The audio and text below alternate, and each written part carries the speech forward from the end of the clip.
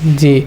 तो बहुत सारे लोग इस तरह के इल्ज़ाम लगाते हैं कुरान पे कि कुरान में लिखा हुआ है कि काफिरों को मार दो, काफिरों को कत्ल कर दो। और मैं तो यहाँ तक पढ़ रहा था कि बहुत सारे वेस्टर्नर्स जो है वो लिखते the sword versus of the Quran, Quran की स्वर्ड वर्सेस, तलवार वाली आयतें।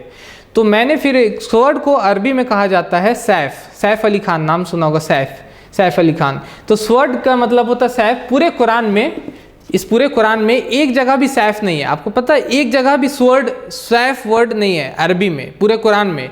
और वेस्टर्नर्स लिख रहे हैं क्या, sword versus of the Quran. आपको पता है बाइबल में, मेरे पास यहाँ पे बाइबल भी है, आपको पता है बाइबल में कितने जगह पे स्वर्ड आया, बाइबल में कितने जगह पे। कमेंट्स में आपके, अगर कमेंट्स में कोई लोग कमेंट करना चाहे, में अगर कोई बताना चाहे कि स्वर्ड कितना जगह पे है बाइबल, कोई गेस करना चाहेगा कमेंट में कि कितनी जगह पे स्वर्ड बाइबल में। मैंने काउंट किया और आप इसको सर्च भी कर सकते जाकर के, बाइबल में 400 ऑलमोस्ट 450 टाइम्स स्वर्ड आया, 450 टाइम्स।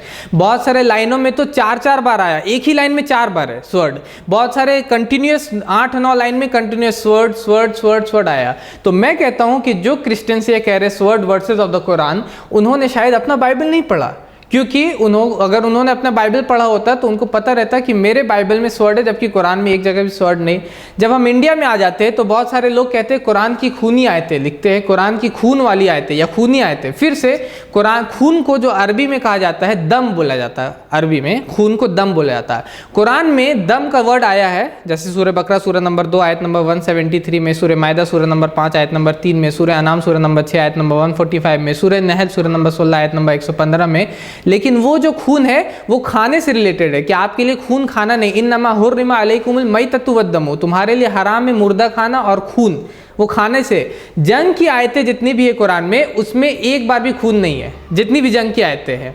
आपको पता है कि भगवत गीता में लेकिन एक ऐसी लाइन है, अगर आप भगवत गीता पढ़िएगा और भगवत गीता में आप पढ़िएगा चैप्टर नंबर 2 वर्स नंबर 5, तो उसमें एक लाइन ऐसी है जिसमें लिखा हुआ, अर्जुन कहते हैं कि अगर हम ये जंग लड़ेंगे, अर्जुन जो कुरुक्षेत्र में कौरव और पांडव में जंग हो रहा था, अब वो बोलते कि अगर हम ये जंग लड़ेंगे और हम जीतेंगे भी तो भी हमारे हाथ खूनों से संधे होंगे, यानी हमारे हाथों में खून लगा होगा। तो जो लोग, फिर से इंडिया में बहुत सारे हमारे हिंदू भाई हैं जो ये लिख रहे हैं कि खूनी आयतें, मैं कहता हूँ फिर से उन्होंने अपना शायद भगवत गीता नहीं पढ़ा है। इसलिए इंग्लिश का एक लाइन है कि those who have glasses, houses of glasses shouldn't throw stones at others, कि जिसके शीशे के घर होते हैं ना, उसको दूसरों की तरफ पत्थर नहीं मारना चाहिए।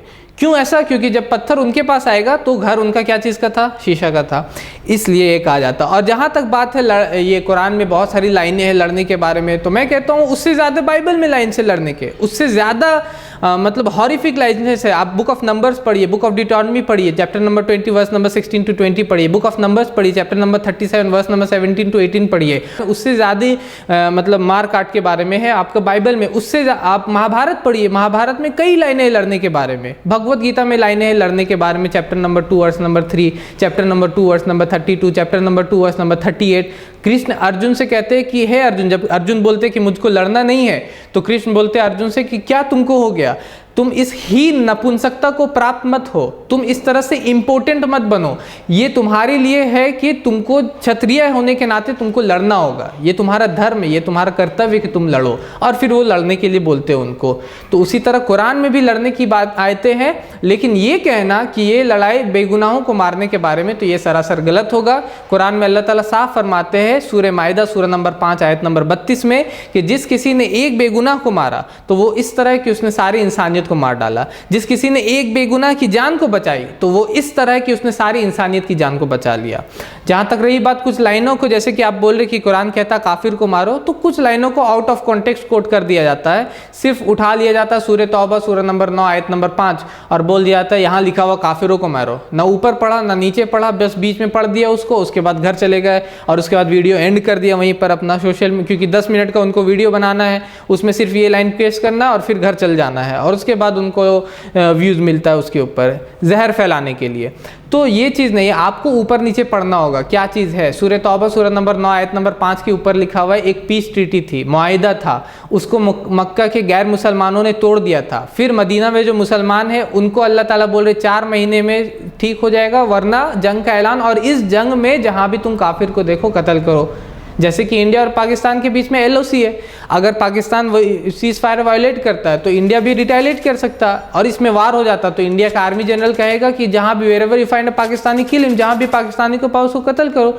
लेकिन इसका मतलब ये नहीं कि कोई ताजमहल घूमने आता पाकिस्तानी या कोई रेड फोर्ट पाकिस्तानी घूमने आता बाद में और मैं उसको कत्ल कर दूँ, बोले मेरे आर्मी जनरल ने कहा था कि कत्ल करना चाहिए। तो ये सरासर गलत होगा, ये आउट ऑफ कॉन्टेक्स्ट होगा उसकी बात को कोट करना जो कि ये लोग कर रहे हैं। और इस तरह आउट ऑफ कॉन्टेक्स्ट कोट करने अगर हम बैठे तो हम किसी को भी गलत साबित कर सकते हैं। महात्मा गांधी को हम गलत साबित कर सकते हैं, सुभाष चंद्र बोस को हम गलत कोट कर सकते हैं, इवन हम बाइबल को गलत कोट कर सकते हैं। जीसस क्राइस्ट बोलते हैं I have not been sent to spread peace but with sword, कि मुझे शांति फैलाने के लिए नहीं लेकिन तलवार के साथ भेजा गया है। Gospel of Matthew chapter number 10 verse number 34 में। उसी तरह जीसस क्राइस्ट बोलते हैं sell your garments and buy sword, अपने कपड़ों को बेचो और तलवार लेके आओ। हम बोलेंगे इसीलिए अमेरिका इस तरह ये आर्म्स का काम कर रहा है क्योंकि जीसस क्राइस्ट कहते हैं, तो ये सरासर गलत होगा, सरासर झूठ होगा, क्योंकि जीसस क्राइस्ट कभी भी बेगुनाह को मारने वहां पे नहीं बोल रहे। उसी तरह कृष्ण बोलते हैं भगवत गीता में चैप्टर 11 वर्स नंबर 32 में कि time I am the destroyer the world, I am come to destroy all people, मैं वक्त हूँ, मैं विनाश करने के लिए आया हूँ और मैं सभी का विनाश करूंगा। अब इतना में मैं फुल स्टॉप मार दूं तो लोग सोचेंगे कृष्ण बोल रहे कि मैं विनाश के लिए आया। Bhagavad Gita chapter number 11 verse number 32 मैंने रेफरेंस भी दे दिया, मैंने खोल करके यहाँ भगवत गीता भी आपको दिखा दिया। भगवत गीता खोल के पढ़ूंगा, अगर मैं ये भगवत गीता यहाँ पे पढ़ता हूँ चैप्टर नंबर 11 वर्स नंबर 32, तो वो आपको 100% वहाँ मिलेगा कि वो कहते हैं कि मैं वक्त हूँ, मैं विनाश के लिए आया हूँ। लेकिन उसके आगे लिखा हुआ कि कुरुक्षेत्र में, कुरुक्षेत्र की बात कर रहे हैं, वो जंग की बात कर रहे हैं, ना कि आम तरह के लोगों को बोल रहे कि तुम कहीं भी रोड पे किसी को देखो तो मार दो और बोलो कृष्ण के कहा था कि मैं विनाश के लिए आया हूँ। तो उसी तरह जो लोग ये कहते हैं कि कुरान में मारने को कहा गया वो सरासर बेबुनियाद है, उनकी बात सरासर गलत है।